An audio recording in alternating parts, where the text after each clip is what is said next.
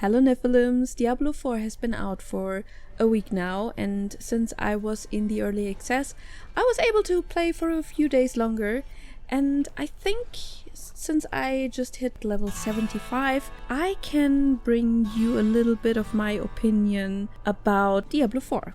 Overall, I am really surprised how much I like Diablo 4 because I was really critical because of the whole MMO feeling that Diablo 4 brings with it. Because I'm myself not a really big MMO player. I do not like the game mechanics that will keep you playing or that try to keep you playing in MMOs.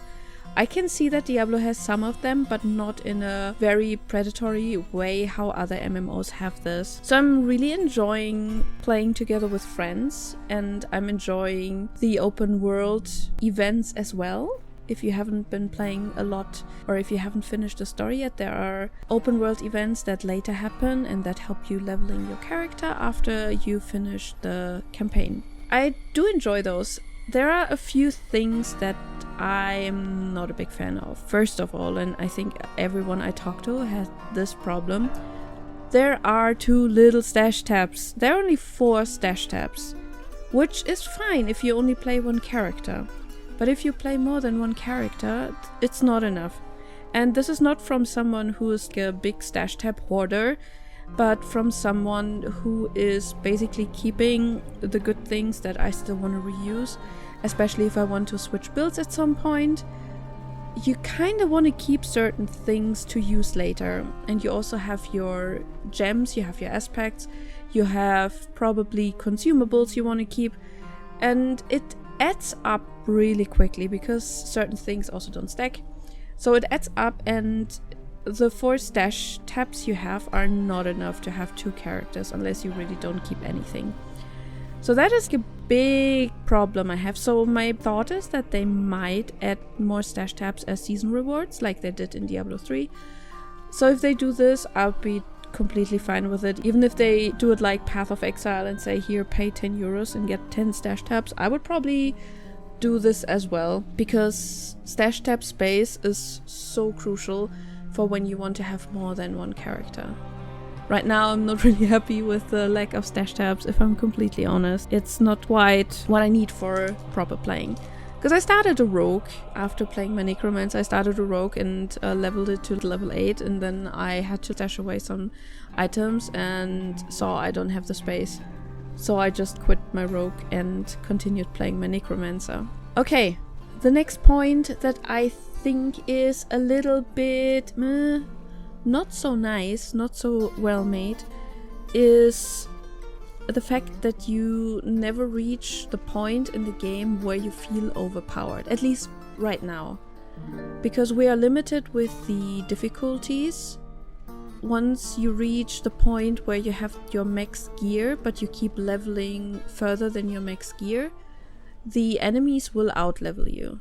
And that is something that I wasn't super aware of in the beginning, but you do not want to level fast in this game. You don't hunt the next level, because if you level fast and your gear does not scale with you and you don't find more gear and you're sticking with your gear for too long, you will get to the point where you cannot defeat your enemies anymore, because your enemies get stronger with every level you gain.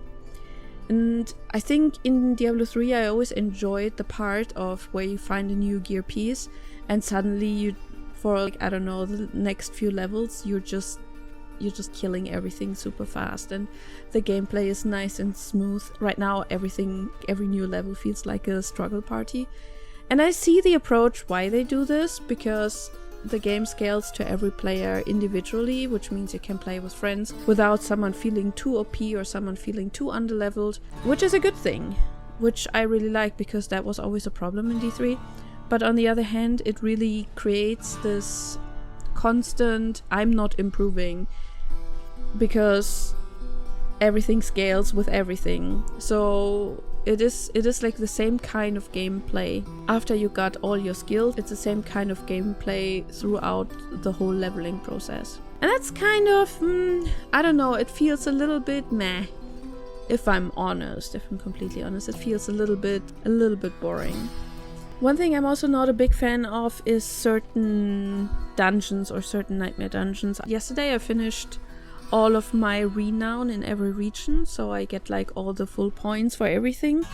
And for that I had to do a lot of dungeons that I skipped during the leveling process. And I have to say, as soon as I see please kill all enemies in blah blah blah, my mood already drops. Killing all enemies, especially when you're a character or a build that has really bad single target damage, and I'm a damage over time character and I do the best with big groups.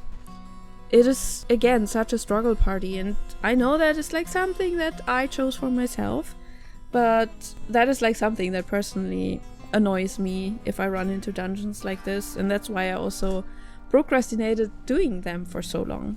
So the next point, and that is not, well actually it's not really a point, because we all know that is something that will definitely change over time. That is the balancing between the different classes, and I think there was never really like a super fair balancing in D3 either. So there were always classes that were better than others, but I feel right now you feel it really strong. Especially I feel it with the Necromancer.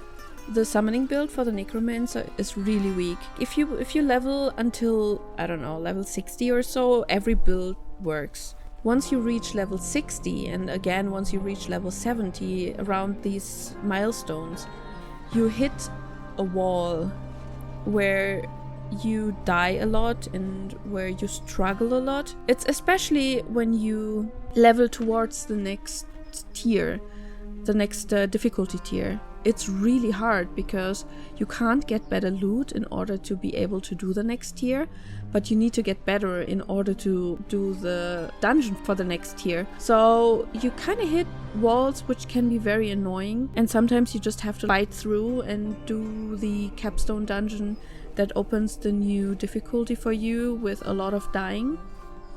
And then you do a lot of dying on top for surviving in the next tier. But I can see how this can be super frustrating. So I feel like there was a better distribution, or like a smoother distribution or blending into item qualities and gear qualities between the different difficulties, so you have it easier to do your capstone dungeons and you don't get hit by a truck as soon as you go into the next difficulty.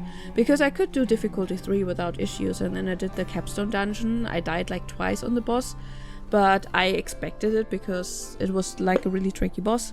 But as soon as I went into tier 4, even the trash mobs would just knock me over.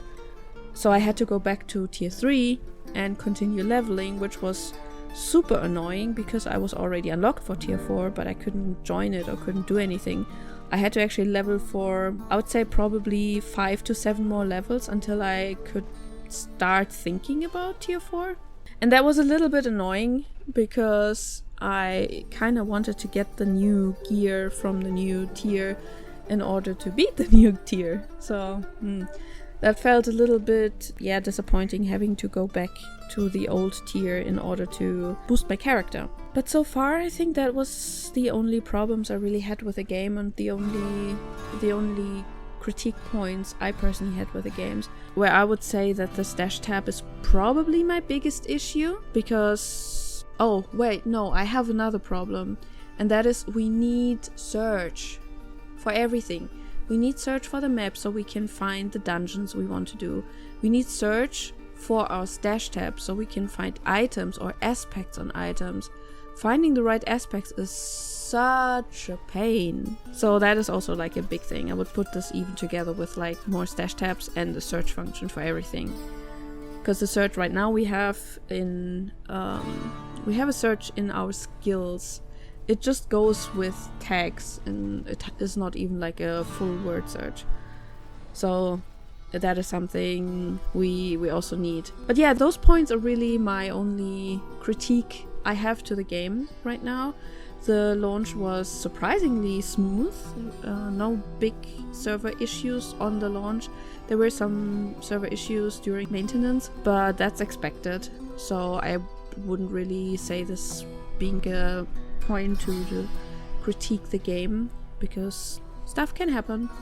But overall it was a very smooth experience, surprisingly, and I'm glad that they scaled the servers the right amount so we can play. There are still a few bugs, so if you don't like playing a game that has bugs, maybe wait a few weeks until those are ironed out. But since I played so many early access games, I don't really mind bugs even in non-early access games anymore, because nobody can deliver a perfect product. And with all the deadlines developers have these days, I don't think anyone can deliver a perfect product, a bug-free product anymore. So, those were all my critique points I have for Diablo 4. If you have any more, let me know. I'm interested in how you experience the game. And yeah, if you want to see more Diablo content in the future, feel free to subscribe to this channel, and I'll see you in the next video. Bye!